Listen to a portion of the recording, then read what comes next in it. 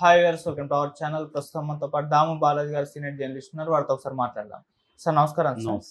Sir hero Allu Arjun గారి పైన CM Revanth Reddy గారు కోపంగా ఉన్నట్టుగా వార్తలు అయితే వస్తున్నాయి సార్. అంటే రేవంత్ రెడ్డి గారు ఒక పార్టీ ఏర్పాటు చేశారు, దానికి అల్లు అర్జున్ గారిని కూడా ఇన్వైట్ చేశారు. కాకపోతే అల్లు అర్జున్ రాలేదు అని చెప్పేసి చెప్తున్నారు. సో దీని పట్లనే ఆయన అల్లు అర్జున్ గారి పైన కోపంగా ఉన్నట్టుగా తెలుస్తుంది. సో మరి ఏం జరుగుతుంది? అల్లు అర్జున్ గారికి మన రేవంత్ రెడ్డి గారికి మధ్య మళ్ళీ విభేదాలు వచ్చే ఛాన్సెస్ ఏమన్నా కనిపిస్తున్నాయా?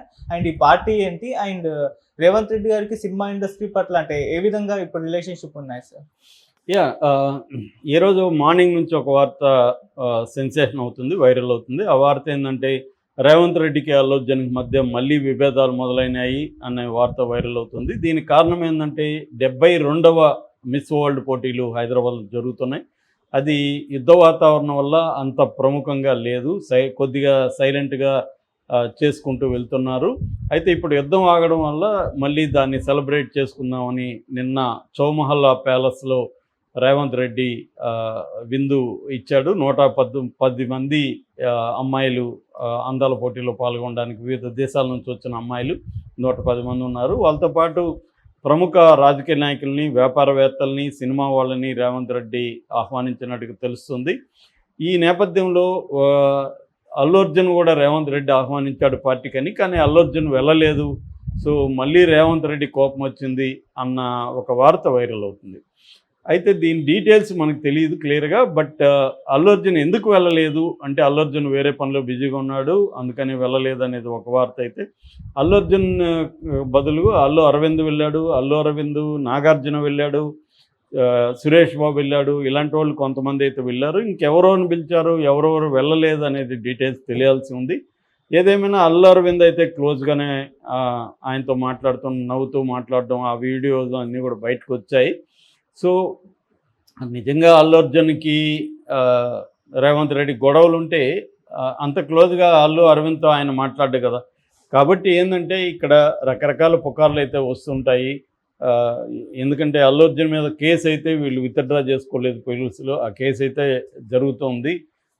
ఆ బాబును కూడా డిశ్చార్జ్ కూడా చేసేసారు. ఆ బాబు ఇంకా కంప్లీట్గా కోలుకున్న పరిస్థితి లేదు, ఎందుకంటే ఎవరిని గుర్తుపట్టే పరిస్థితి లేదు. అతన్ని రిహాబిలిటేషన్ సెంటర్కి పంపించారు, ఆ సంధ్య థియేటర్లో గాయపడిన బాబుని.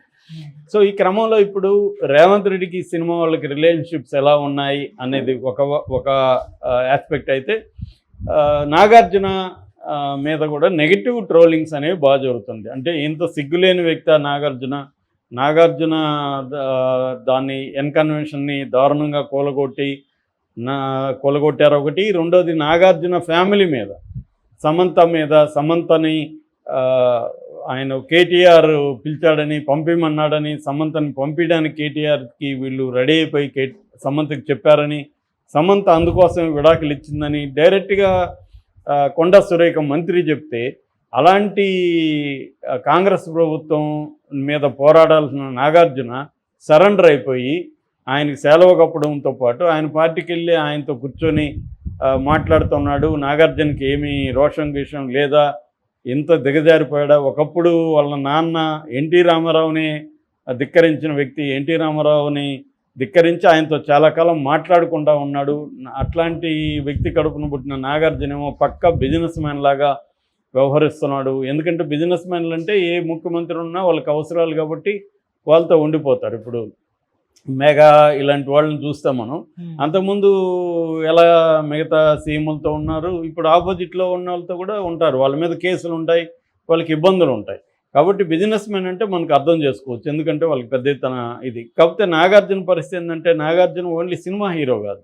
ఇక్కడ మన సినిమా వాళ్ళని గురించి అర్థం చేసుకోవాల్సిన ఏమంటే, హైదరాబాదులో ల్యాండ్స్ లేకపోతే సినిమా వాళ్ళు ఈ స్థాయి సంపద అనేది సినిమా వాళ్ళకు ఉండేది కాదు. ఒట్టి యాక్టింగ్ మీద, సినిమాల ప్రొడక్షన్ మీద ఇంత 100 కోట్లు అయితే సంపాదించే పరిస్థితి లేదు. ఎందుకంటే ప్రొడక్షన్ అంటేనే ఒక సినిమా పోతే ఇంకొక సినిమాలో డబ్బులు వస్తే 4 సినిమాలు పోతాయి. మనకి రాజేంద్ర ప్రసాద్, ఆయన ఊరు ప్రముఖ ప్రొడ్యూసరు, ఆయన రాసిన పుస్తకం చదివితే జగపతి బాబు వాళ్ళ ఫాదర్, మనకు తెలుస్తుంది ఆయన సినిమాల ప్రొడక్షన్లో ఏం సాధించాడు అనేది తెలుస్తుంది. అంటే అలాంటి ఎందుకంటే ఇవాళ సినిమా ప్రొడ్యూసర్లు ఎవరు సక్సెస్ అవుతున్నారంటే బ్లాక్ మనీ ఉండి పొలిటికల్ లీడర్స్, పొలిటీషియన్స్ బ్లాక్లో సంపాదించింది వీళ్ళని ముందు పెట్టి వీళ్ళకి ఇన్వెస్ట్ చేస్తూ ఉంటే అవి అలాంటి ప్రొడ్యూసర్లే మనకి ఇప్పుడు సర్వే అవుతున్నారు తప్ప రియల్గా సినిమాల మీద ప్యాషన్తో తాము కష్టపడి సంపాదించిన డబ్బుల్ని ప్రొడ్యూస్ చేసి పెట్టిన వాళ్ళు ఎవరు కూడా కంప్లీట్ సక్సెస్ అవ్వలేదు. ఈవెన్ దగ్గుపాటి సురేష్ లాంటి వాడు కూడా రియల్ ఎస్టేట్ మీదనే డిపెండ్ అయినారు. వాళ్ళకంతా ల్యాండ్స్ ఇవ్వడం, అవి విపరీతం కాస్ట్లు పెరిగిపోవడం, దాంట్లో వేరే వేరే వ్యాపారాలు చేయడం, అలానే సినిమా ఇండస్ట్రీ నిలదొక్కున్నారు.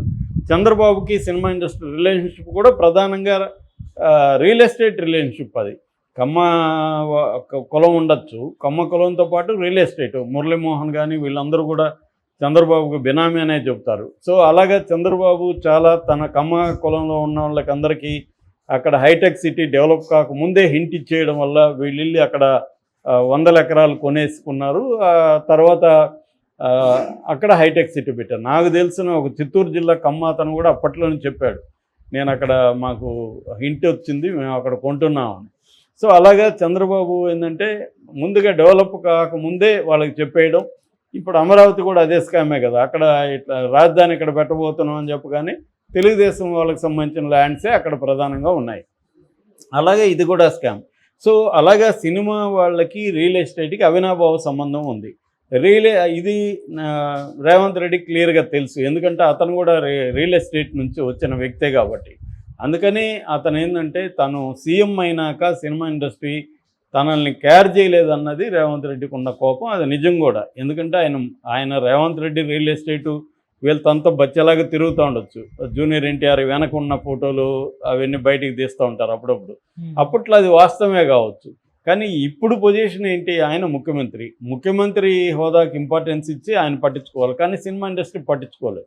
సినిమా ఇండస్ట్రీ కూడా ఏంటంటే ఒక చంద్రబాబుతో తప్ప ఇంకెవరితో కూడా ఏ సీఎంను కూడా వాళ్ళు పెద్ద క్యార్ చేసింది కనబడలేదు. హైదరాబాద్లో కొంత భయం ఉంటుంది కాబట్టి బీఆర్ఎస్తో క్లోజ్గా ఉన్నారు, అక్కడ జగన్ని పట్టించుకోలేదు. అందుకని జగన్ వీళ్ళకి జలకివ్వడానికి కొన్ని చర్యలు తీసుకున్నాడు. ఇక్కడ రేవంత్ రెడ్డి కూడా అంతే, రేవంత్ రెడ్డిని పట్టించుకోలేదు. గద్దర్ అవార్డులకు పిలిపించినా ఎవరు పట్టించుకోలేదు. తర్వాత మన డ్రగ్స్ విషయానికి సంబంధించి దాన్ని యాంటీ డ్రగ్ క్యాంపెయిన్లో పాల్గొనమన్నా ఎవరు పట్టించుకోలేదు. సో అట్లాగే తనని ఎక్కడ వచ్చి కలవడం కానీ పుష్పగుచ్చాలు ఇవ్వడం కానీ ఇవేమీ పెద్దగా చేయలేదు. రెండవది అల్లు అర్జున్ లాంటి వాడు పేరు మర్చిపోయాడు ఓపెన్గా, అది విపరీతంగా ప్రచారంలోకి వచ్చేసింది. సో ఇలాగా రేవంత్ రెడ్డికి ఒక హ్యూమిలియేషన్ ఫీల్ అయ్యాడు. అంటే నేను ఒక ముఖ్యమంత్రిగా ఉన్నా, నాకు అధికారం ఉంది, నన్ను వీళ్ళు హ్యూమిలియేట్ చేస్తుంటే నేనెందుకు సహించాలన్న పద్ధతిలో రేవంత్ రెడ్డి వీళ్ళకి ఒక జలకిద్దామని అది సాగ్గా తీసుకొని అల్లు అర్జున్ది అటాక్ చేశాడు. దాంతో అందరూ లైన్లోకి వచ్చారు, క్యూలోకి వచ్చారు. అది అండ్ నాగార్జున వీళ్ళిద్దరి షాక్ ట్రీట్మెంట్ రేవంత్ రెడ్డి ఇచ్చేసరికి ఇద్దరు కూడా 2 కమ్యూనిటీలకి ఇంపార్టెంట్ వాళ్ళు.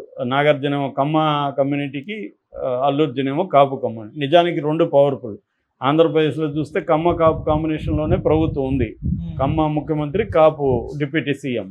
అటువంటి ఉన్నా కూడా రేవంత్ రెడ్డి క్లియర్గా డిక్లేర్ చేశాడు. రేవంత్ రెడ్డికి లెక్క ఏంటంటే పవన్ కళ్యాణ్కి ఈ ఫ్యామిలీకి అల్లు ఫ్యామిలీకి మధ్య కూడా గొడవలు ఉండడం, మెగా ఫ్యామిలీకి అల్లు ఫ్యామిలీకి, దాంతో అర్జున్ తరపున పవన్ కళ్యాణ్ కూడా చొరవ తీసుకోకపోవడం, చంద్రబాబు కూడా ఒక ఖండనిచ్చి సైలెంట్ అయిపోవడం, ఇవన్నీ రేవంత్ రెడ్డికి కలిసి వచ్చాయి.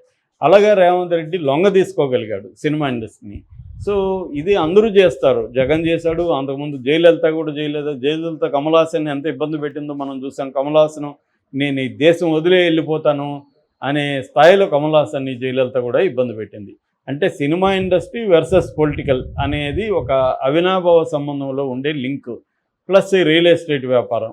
సో ఇవాళ సినిమా వాళ్ళందరూ ప్యూర్ సినిమా వాళ్ళు కాదు, వీళ్ళందరూ వెనక రియల్ ఎస్టేట్ వ్యవహారం ఉంది. చాలామంది సినిమా ప్రొడ్యూసర్లు రియల్ ఎస్టేట్ వాళ్ళే. రియల్ ఎస్టేట్ లేని సినిమా ఇండస్ట్రీ అనేది లేదు అసలు. సో నాగార్జున కూడా ఒక బిజినెస్ మ్యాన్, అతనిది కూడా మేజర్ బిజినెస్ అంతా కూడా రియల్ ఎస్టేట్. జగన్తో అతనికి లింకులు కానీ, అతను ఏంటంటే ముందు నుంచి కూడా నాగార్జున వాళ్ళ నాన్న కంటే కూడా తెలివైనవాడు, అతను వ్యాపారస్తుడుగానే సక్సెస్ అయ్యాడు నిజానికి హీరో కంటే కూడా. అందుకనే అతను వీళ్ళందరూ ఏంటంటే ఈ సురేష్ బాబు అయిన అంతే, సురేష్ బాబు ప్రొడ్యూసర్గా కంటే ఆయన ప్రొడ్యూసర్గా గొప్ప మెగా సినిమాలు ఏమి తీయలేదా, చిన్న చిన్న సినిమాలే తీసుకున్నాడు. ఆయన మేజర్ ప్రాజెక్టులు అంతా కూడా రియల్ ఎస్టేట్. సో అలాగా ఈ ల్యాండ్స్ తీసుకోవడం, ఆ ల్యాండ్స్ని ఏ పర్పస్కి తీసుకున్నారో ఆ పర్పస్కి వాడకపోవడం, దాన్ని ప్రశ్నించకుండా ఉండేదానికి అధికారంలో ఉన్న వాళ్ళతో క్లోజ్గా